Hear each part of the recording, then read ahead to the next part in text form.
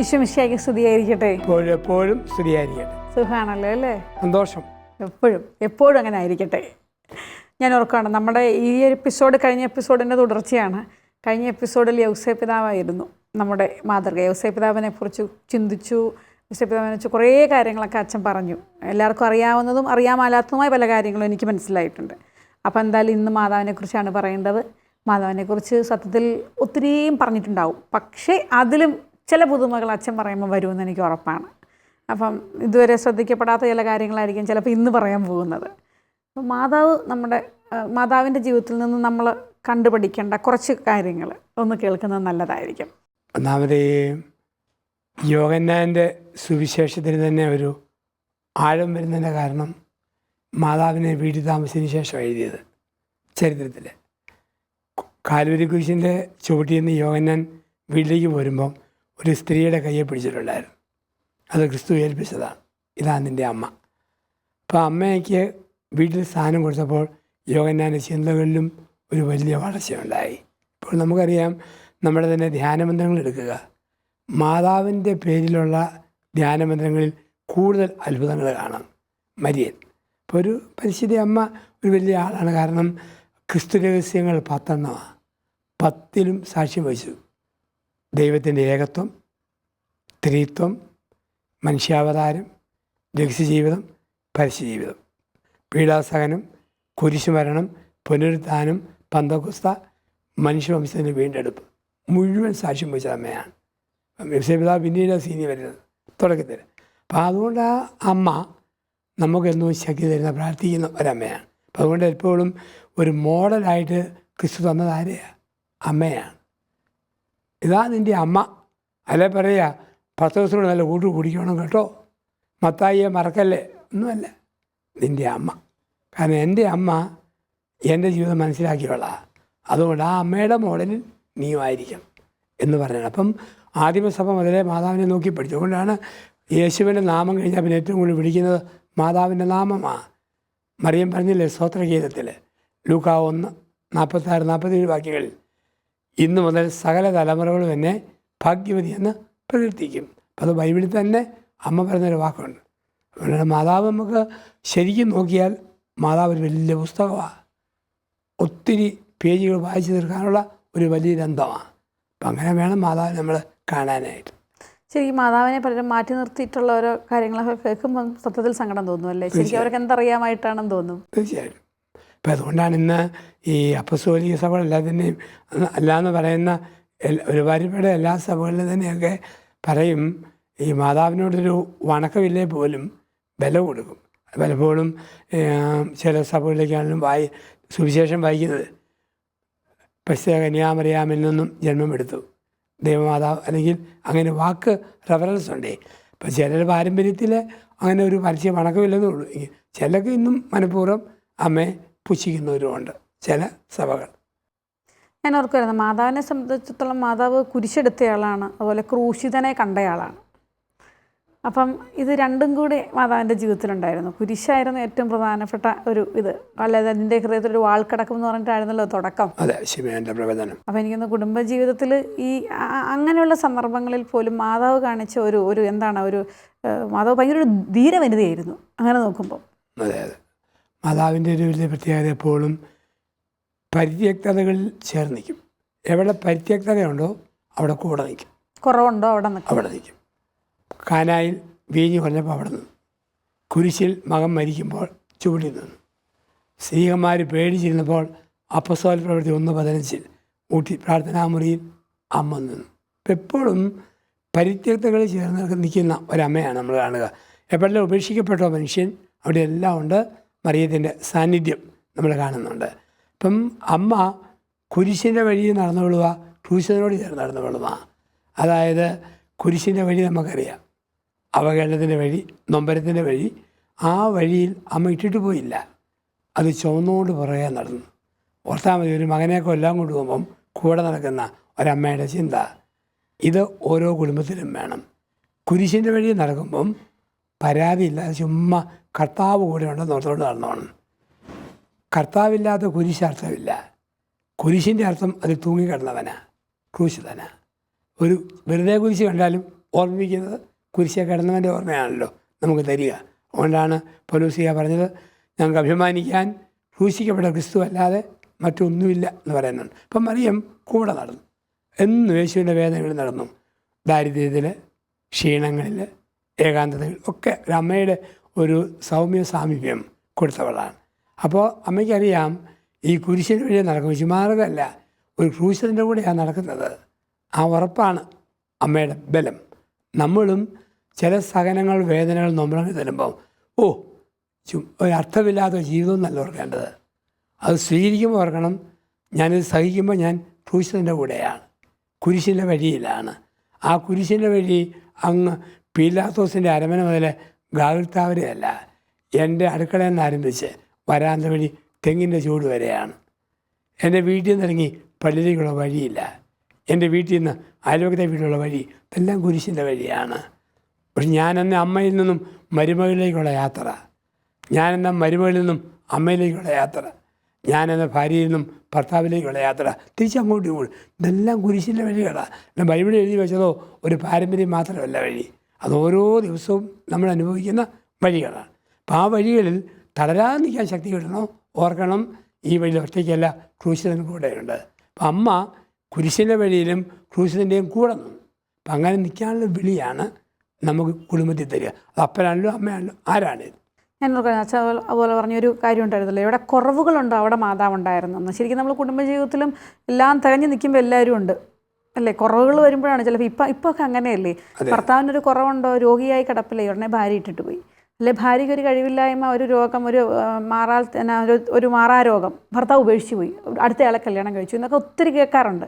അപ്പോൾ ഈ കുറവുകൾ വരുമ്പോഴല്ലേ സത്യത്തിൽ നമ്മൾ കൂടെ നിന്ന് കൊടുക്കേണ്ടത് എന്നൊരു മാതൃക മാതാവ് ശരിക്കും തരുന്നുണ്ട്. തീർച്ചയായിട്ടും ഉണ്ട് കേട്ടോ, അത് ഉറപ്പായിട്ടുണ്ട്. കാരണം ഇന്നത്തെ ലോകത്തിൻ്റെ ഒരു വലിയ അപകടം, അല്പം കുറവ് വന്നോ പിണങ്ങും.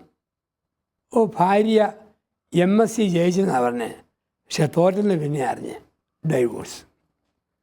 ഭർത്താവിന് ഭയങ്കരമായ ജോലി എന്ന് പറഞ്ഞു, പക്ഷെ കെട്ടിക്കഴിഞ്ഞാൽ ജോലി കാണുന്നില്ല, ഡൈവോഴ്സ്.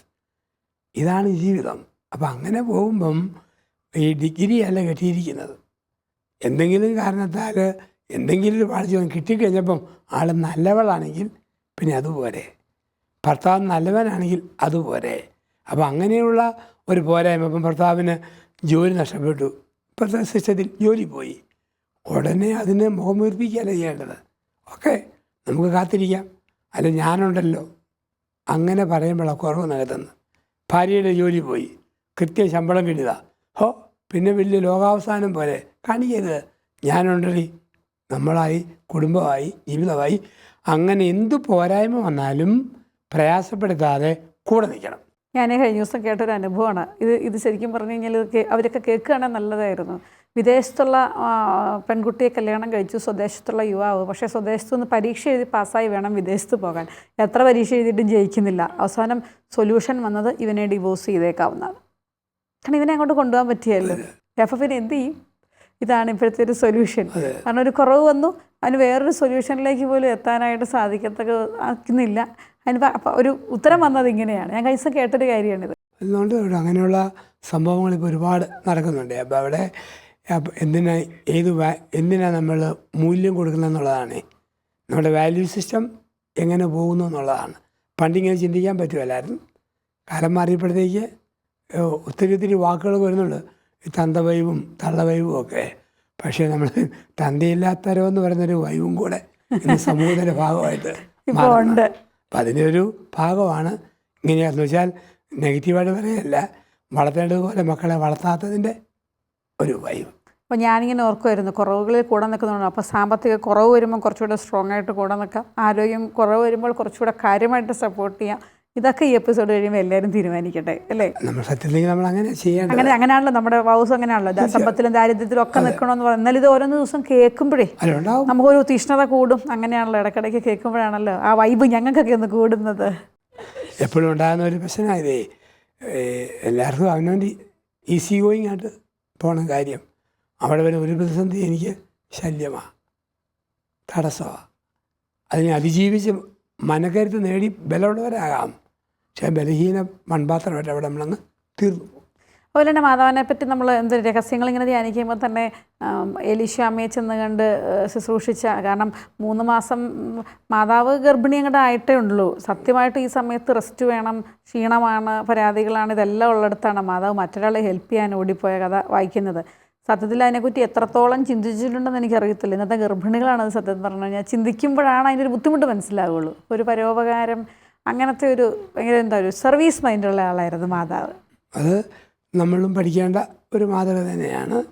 കാരണം നമുക്കുണ്ടല്ലോ ഒരാളെ സഹായിക്കാൻ പറ്റുന്ന ചിന്തയുണ്ട്, മാറി നിൽക്കാൻ പറ്റുന്ന ചിന്തയുണ്ട്. 2 വിധത്തിൽ. മറിയത്തിന് സഹായിക്കാനുള്ള ചിന്ത, ഞാൻ ഗർഭിണിയാണേലും സാരമില്ല, ഞാൻ പോയി എൻ്റെ ഇളയമ്മയെ സഹായിക്കും. എൻ്റെ കുറവോ എൻ്റെ പോരായ്മയോ താൽക്കാലിക ശാരീരിക ബലഹീനതയോ പ്രശ്നമല്ല, എനിക്ക് എന്നാലും പറ്റും. ഈ ബലഹീനതയൊക്കെ വെച്ചുകൊണ്ടും ഇളയമേ സഹായിക്കാൻ പറ്റും. അതാണ് ഒരു ചിന്ത. വേറെ വേണേൽ ചിന്തിക്കാം, അയ്യോ ഞാൻ ഗർഭിണിയല്ലേ, കൊച്ചലശി പോയാലോ, ഒത്തിരി പോഞ്ഞ് പണിതാലോ, ഇങ്ങനെ വന്നാലോ, ഈ രീതിയിലുള്ളവരുമാണ്. ചിലരുണ്ട് ഗർഭിണിയാകുന്ന പെണ്ണുങ്ങൾ അയ്യോ വായിൽ കുറുക്ക് വരെ ഒഴിച്ചു കൊടുത്തോണം, പ്രസവിക്കാൻ വേണ്ടി കിടക്കുക 10 മാസം. അത് ശരിയല്ല. നമ്മൾക്ക് ഒഴികഴിവ് പറയാനും വഴിയുണ്ട്, നന്മ ചെയ്യാനും വഴിയുണ്ട്. അപ്പോൾ ഇതിലേത് വഴി എന്നുള്ളതാണ് മറിയം പഠിപ്പിക്കുന്നത്.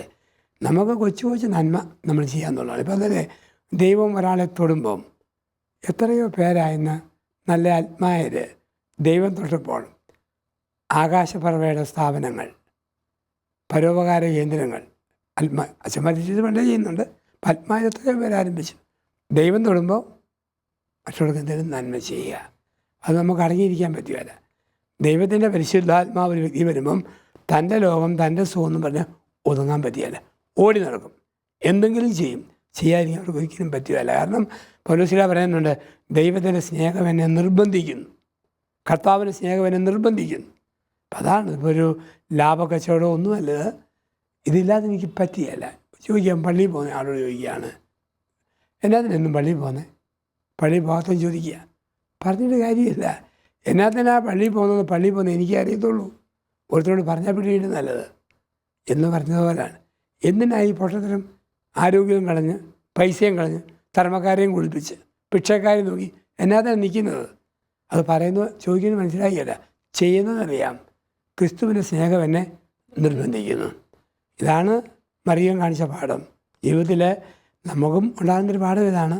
നമ്മുടെ കൊച്ചു പരിമിതികളിൽ, ചുറ്റുപാടുകളിൽ ചെറിയ നന്മ ചെയ്ത് നമ്മൾ പോവുക.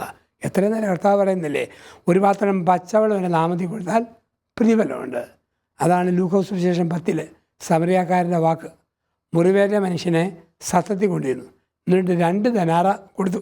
പറഞ്ഞ വാക്കെന്താ? എന്തെങ്കിലും കുറവുണ്ടെങ്കിൽ ഞാൻ തിരിച്ചു വരുമ്പം തന്നോളാം. ഇതാണ് സഭകളുടെ വിശ്വാസം. ഞാൻ എന്തെങ്കിലും നന്മ ചെയ്തോ എൻ്റെ കർത്താവിൻ്റെ 2ാം വരവിൽ, അവൻ്റെ തിരിച്ചു വരവിൽ ഞാൻ ഈ ചെയ്യുന്നതിനെല്ലാം വിധിയുടെ നാളിൽ ഒരു പ്രതിഫലം കിട്ടും. ഇതാണ് നമ്മുടെ ചാരിറ്റി പ്രവൃത്തികൾ. അപ്പം ആ രീതി നമ്മളിതിനെ കാണുക. അതാണ് മാതാവ് പഠിപ്പിച്ച പാഠവും. മാതാവിനെ അറിയാം, ഒന്നും അങ്ങ് ചെയ്തങ്ങ് പോവുകയാണ്, ചെയ്യാതിരിക്കാൻ പറ്റുകയല്ല. ദൈവത്തിൻ്റെ ആത്മാവ് വന്നപ്പോൾ മറിയത്തെ ദൈവാത്മാവ് ഉള്ളിൽ പ്രേരിപ്പിച്ചു, നീ ഇത് ചെയ്യ്. അതാണ് ഈ സഹായിക്കാൻ പോകുന്ന മനസ്സ് മറിയം നമ്മളെ പഠിപ്പിക്കുക. അതുപോലെ തന്നെ മാതാവ് ഒരു അമ്മയും ഭാര്യയും ഒക്കെ ആയിരുന്നു. സത്യത്തിൽ മാതാവിന് ഈശോയെ അതായത് കൺസീവ് ചെയ്യുമ്പോൾ തന്നെ അറിയായിരുന്നു ദൈവപുത്രനാണ് എന്നുള്ളത്. പക്ഷെ മാതാവ് അപ്പോൾ സത്യം പറഞ്ഞാൽ ഒരു വലിയ ഗമയൊക്കെ മാതാവിന് വരേണ്ടതാണ്. പക്ഷെ ഇതൊന്നും മാതാവിൽ കണ്ടിട്ടില്ല. മാതാവ് ഭയങ്കര നിശബ്ദമായിട്ട് മാതാവിലെ അമ്മ, ഒരു ജാടയും കാണിക്കാത്തൊരമ്മയാണ്. അതുപോലെ തന്നെ ഭാര്യ എന്ന നിലയിൽ ശരിക്കും പറഞ്ഞു കഴിഞ്ഞാൽ ഞാനിങ്ങനെ ചുമ്മാ പെട്ടെന്ന് ഉള്ളിൽ വന്ന ചിന്തയാണ്, മാതാവിന് കൃത്യമായിട്ട് അറിയാം ഞാൻ ഈശോയുടെ അമ്മയാണ്. പക്ഷേ യോസേപ്പ് പിതാവ് ഈശോയുടെ അപ്പനല്ല താനും. പക്ഷേ എന്ന് കരുതി യോസേപ്പ് പിതാവിനോട് ഒരു ബഹുമാനക്കുറവ് മാതാവ് കാണിച്ചിട്ട് നമുക്കൊരിക്കലും തോന്നുന്നില്ല. രണ്ടുപേരുടെ റോള് ചിന്തിക്കുമ്പം മാതാവിനാണല്ലോ കുറച്ചുകൂടെ ഒരു ഇത് കൂടുതൽ വരുന്നത്, കാരണം ഈശോയുടെ അമ്മയാണല്ലോ. പക്ഷെ അതൊന്നും നമ്മൾ കണ്ടിട്ടില്ല, എങ്ങും പറഞ്ഞ് കേട്ടിട്ടുമില്ല. എൻ്റെ ഉള്ളിൽ വന്ന് ഈ ചിന്തയെ അച്ഛൻ എങ്ങനെയാണ് കാണുന്നത്? ശരി, മാതാവിനെക്കുറിച്ച് നമ്മൾ നോക്കുമ്പോഴൊക്കെ കാണുന്ന ഒരു ചിന്ത അത് തന്നെയാണ്. ഒരിക്കലും തലക്കനില്ല. അതിന് ഏറ്റവും ഒരു ഉദാഹരണം കാന യോഹന്നാൻ 2 കാന. ഞാൻ ചുമ്മാ ഭാവനയെ ചിന്തിച്ചിട്ടുണ്ട്. വീഞ്ഞ് തീർന്നു പോയി, മറിയം റെക്കമെൻഡ് ചെയ്തുകൊണ്ടാണ് ഇത് പറയുന്നത്. അപ്പം ഈ വീഞ്ഞ് മറിയത്തിൻ്റെ റെക്കമെൻഡേഷനിൽ മകൻ അത്ഭുതം പ്രവർത്തിച്ച് പരസ്യ ജീവിതം ഉദ്ഘാടനം ചെയ്ത് കാണുകയാണ് യോഹന്നാൻ്റെ കാഴ്ചപ്പാട്. അപ്പോൾ അത് കഴിയുമ്പോൾ എല്ലാവരും കുടിച്ച് നല്ലതാണല്ലോ എന്ന് പറഞ്ഞ് ഇങ്ങനെ ചുണ്ടൊക്കെ തുടച്ച് നാക്കൊക്കെ ധരിച്ചിരിക്കുമ്പം മറിയം വന്നിട്ട് വേണമെങ്കിൽ മറിയത്തിന് വന്നിട്ട് എല്ലാവരോടും ചോദിക്കാം, ഈശോ എവിടെ എത്തിയിട്ട് എന്നാ ചോദിക്കുന്നത്, എങ്ങനെയുണ്ട് ഈ വീഞ്ഞ്? അതെ, എൻ്റെ മകൻ ആദ്യത്തേതാണോ അതോ ഇതാണോ നല്ലത്, മുന്തിയത് അതാണോ അതോ ഇതാണോ? ചോദ്യമില്ല. ആൾക്കാർ നല്ലതെന്ന് പറയുമ്പം വെറുതെ ഒന്നുമല്ല, ഞാൻ പറഞ്ഞിട്ട് മോനുണ്ടാക്കിയതാ, സത്യം അല്ലേ? ഇല്ല, മറിയത്തിനെ ആക്കിയില്ല. അപ്പം അവിടെ ഇതാണ് മറിയത്തിൻ്റെ പ്രത്യേകത. ചെയ്ത് പോവുക. കൊച്ചു അമ്മയാണ്, ഭാര്യയാണ്. അപ്പോൾ അതും എല്ലാവരും ഓർക്കണം. ഒരു ഭാര്യയാകുമ്പോഴും ഭർത്താവിനേക്കാൾ കൂടിയ തലക്കനം പാടില്ല. എന്നുവെച്ചാൽ അത് ഭർത്താക്കന്മാർ തീർച്ചയായിട്ടും അവരും ചിന്തിക്കണം. ഒരു ഭാര്യയെന്ന രീതിയിൽ ചിന്തിക്കണം. എനിക്ക് ശമ്പളം കൂടുതലുണ്ടെങ്കിലും കെട്ടിയൊരു ശമ്പളം കുറവാണ്, ഞാൻ വിധേയത്തുള്ള ആളാണ്. എനിക്ക് അല്പം കൂടി ഡിഗ്രി കൂടുതലുണ്ട്, ഭർത്താവിന് അത്രയും ഡിഗ്രി ഇല്ല എങ്കിലും ഞാനത് ആ ഡിഗ്രി ഇല്ലെങ്കിൽ അത് മതി, ആ രീതി ഞാൻ ആക്സെപ്റ്റ് ചെയ്യാനായിട്ട് പഠിക്കണം. എനിക്ക് കഴിവുണ്ട്, കെട്ടിയവന് കഴിവ് കുറവാണ്. അവിടെ ഓർക്കണം, എന്നാ കഴിവില്ലെങ്കിലും കഴിവുകളാണെങ്കിലും എൻ്റെ കെട്ടിയവനാണ്. അപ്പോൾ ഈ ഒരു രീതിയിൽ ഭാര്യയെ നിരീക്ഷിക്കണം. ഒപ്പം ഒരു അമ്മയും കൂടാണ്. ചിലരുടെ ഓർമ്മ മക്കളെ പ്രസവിച്ചാൽ പിന്നെ കെട്ടിയവനൊന്നും വേണ്ട, ഞാൻ കൊച്ചിൻ്റെ അമ്മയാണ്, ഇനി എൻ്റെ പണിയാ കൊച്ചിനെ നോട്ടമാണ്, ഭാര്യാഭർത്തൃ ബന്ധം വേണ്ട, മറ്റ് കമ്മിറ്റ്മെൻറ്റൊന്നും വേണ്ട, നീ കൊച്ചുള്ളതുകൊണ്ട് എനിക്കൊന്നിനും സമയമില്ല. ഇവിടെയാണ് അമ്മയായ മറിയത്തെ കാണണം. കുഞ്ഞുണ്ടെങ്കിലും അപ്പൻ്റെ കൂടെ പണിയാൻ പോവും. കുഞ്ഞുണ്ടെങ്കിലും വീട്ടിലെ കാര്യത്തിൽ ഒരു വീഴ്ചയും വരുത്തിയല്ല. ഒരു യഥാർത്ഥ അമ്മയുടെ റോൾ ഇതാണ്. ഞാൻ ജോലിയുള്ള ആൾ, ശമ്പളം മേടിക്കുന്നു, കൃത്യമായിട്ട് വരുന്നു, തലക്കനമില്ല. 2 കുഞ്ഞുങ്ങളുടെ അമ്മയാണ്, ഫുൾ ടൈം ഡെഡിക്കേറ്റഡ് ഇവർക്ക് വേണ്ടി ഒന്നുമില്ല. അതും ചെയ്യും ഇതും ചെയ്യും. അപ്പം അമ്മയും ഭാര്യയും അങ്ങനെ ഒരുമിച്ച് കടന്നു പോകുമ്പം ഒരമ്മയായി ഭാര്യയായിട്ട് കടന്നു പോകുമ്പോഴാണ് മറിയം നമുക്ക് മാതൃകയായിട്ട് നൽകുക. അങ്ങനെ ജീവിക്കുന്നവർക്ക് ഒരിക്കലും തലക്കനവോ ജാടകളോ ഒരിക്കലും ഉണ്ടാകുകയില്ല. അവരെപ്പോഴും പറയും, ഇതാ കർത്താവിൻ്റെ ദാസി. അപ്പം മറിയത്തിൻ്റെ മംഗളവാർത്തയുടെ പ്രത്യുത്തരം തന്നെ അതായിരുന്നല്ലോ, ഇതാ കർത്താവിൻ്റെ ദാസി. ദാസി എന്ന് വെച്ചാൽ ഞാനൊന്നുമല്ല, എനിക്കൊന്നുമില്ല.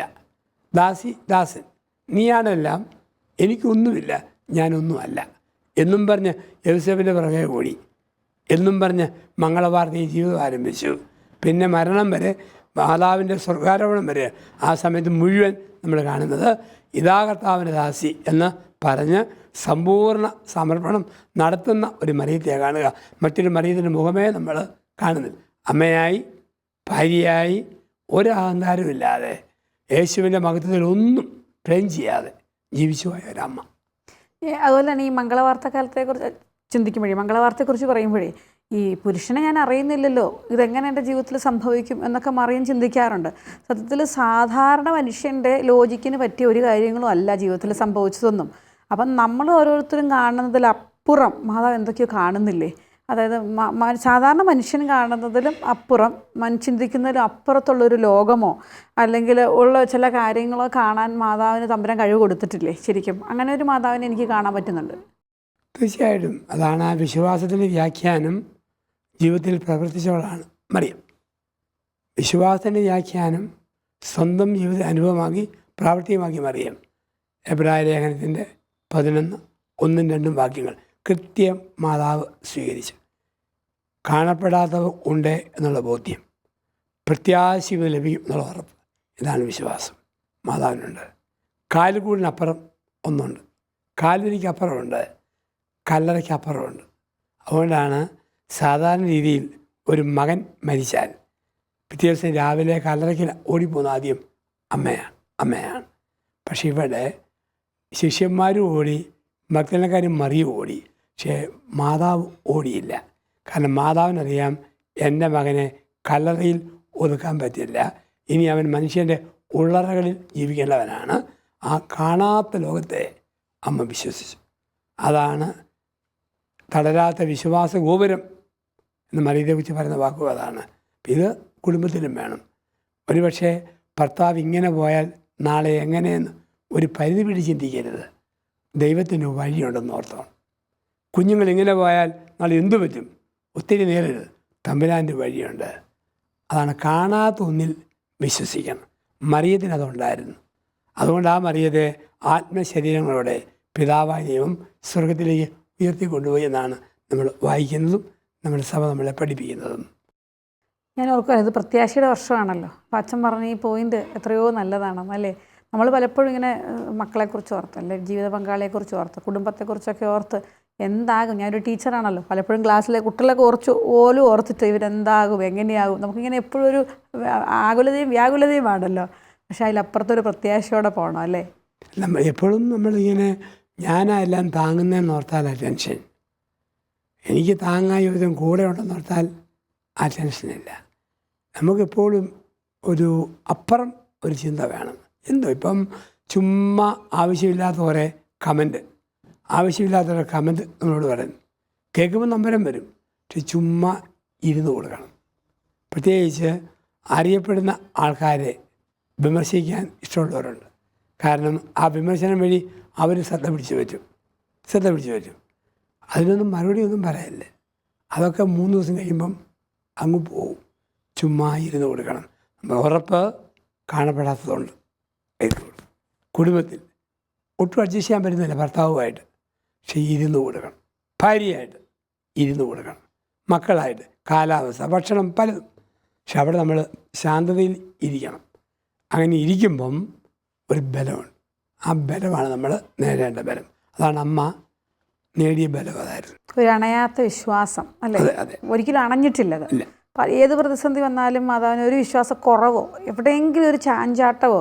പത്രോസിന് പോലും പലപ്പോഴും പലതും പറ്റിയിട്ടുണ്ട്. പലർക്കും പലതും നമുക്ക് പോലും ജീവിതത്തിൽ എത്ര വിശ്വാസം ഉണ്ടെങ്കിലും ചില സമയം നമ്മൾ ഡിമ്മായി പോകാറുണ്ട്. പക്ഷെ മാതാവിനെക്കുറിച്ച് അങ്ങനെ കേട്ടിട്ടില്ല. അണയാത്ത വിശ്വാസം എന്നും സൂക്ഷിച്ച ഒരാളാണ്. അപ്പോൾ അവിടെ എന്ത് വരുമ്പോഴും അറിയാം ഇത് അന്ത്യമല്ല. അതാണ് അണയാത്ത വിശ്വാസം. ഇത് അന്ത്യമല്ല, കടന്നുപോക്ക്. ഒന്നും ഒരു വിത്ത് മണ്ണിൽ കുഴിച്ചിടുമ്പോൾ അന്ത്യമല്ല, പുതിയ ചെടി മുളയ്ക്കാനുള്ള ഒരു ഇടത്താവളമാണ്. കലറിൽ ശരീരം വെക്കുമ്പോൾ അന്ത്യമല്ല, ചെടി മുളച്ചതുപോലെ കലറിൽ നിന്നും ഒരു ഉത്തിത ശരീരം മുളച്ചു പോകും. ഇതാണ് വിശ്വാസം. അപ്പം അങ്ങനെയുള്ളത് ദേഹത്ത് രോഗം വന്നാൽ പ്രശ്നമില്ല. കാരണം ദേഹത്തെ കലറിൽ ഇട്ടിട്ട് പോകും. അപ്പം ആ ഒരു ചിന്ത വേണം നമുക്കിപ്പം. അതാണ് വിശുദ്ധന്മാർ അമ്പേറ്റപ്പോഴും ഗത കൊണ്ട് അടിയേറ്റപ്പോഴും സെബസ്ത്യാനോസ് പിടിച്ചു നിന്നു. കാരണം അറിയാം ഇതല്ല ഇതിനപ്പുറത്താണ്.